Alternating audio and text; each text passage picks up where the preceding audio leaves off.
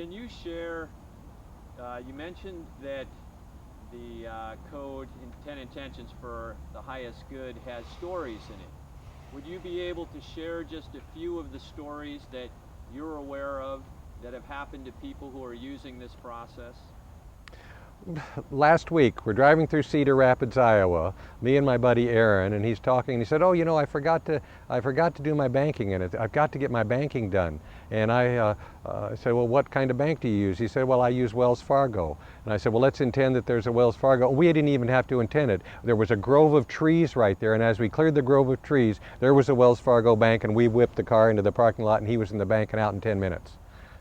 And that kind of stuff is beginning to happen more and more and more. And those of us who are paying attention to this shift that is upon us and realize that this acceleration, that there are some attributes to this acceleration that is upon us. One of which is that in the old days you could make an intention and just sit around drumming your fingers forever wondering, is this thing ever going to manifest for me? But nowadays, with this shift upon us in this accelerating times, why you can make an intention in the morning and practically trip over it when you walk out the door to go to wherever you're going. So what I'm saying is that the time between the time you make an intention and it's manifesting is getting shorter and shorter and shorter and shorter. And since our thoughts are creating our world, what's going on is that it's wise for us to realize that soon we are going to have a thought and it will be there. And that these times we live right now are preparation unto that.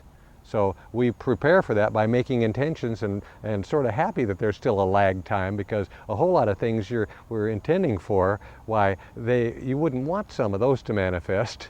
And that's why we use that highest good clause. So indeed, this shift that is upon us right now, there are several attributes of it that we're looking at. And because as we integrate this code, these 10 intentions for a better world into our lives, why we do usher in a golden age of manifestation. And it happens one person at a time, each one becoming empowered and getting proficient at manifesting. And pretty soon we will reach that critical mass. I've got a buddy who says there's 99 monkeys right now.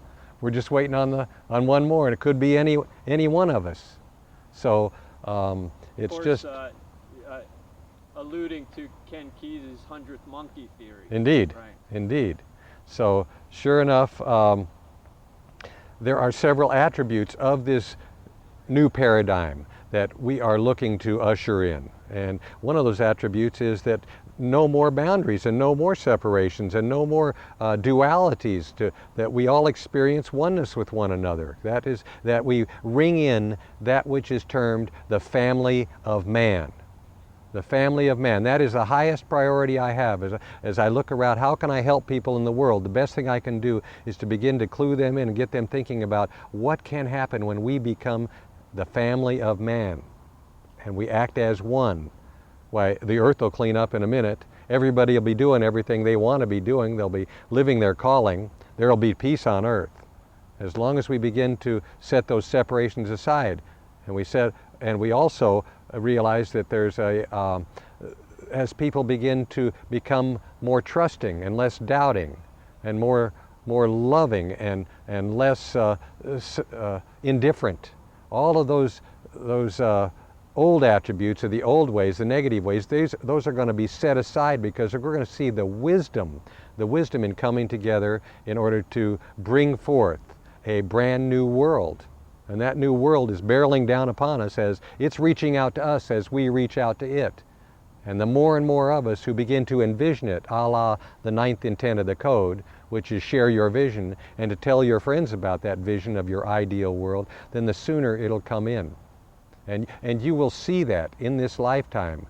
You will see that we will bring forth a new world, a world where people are happy and healthy and living their lives to the fullest and doing what they came here and what we came here to do.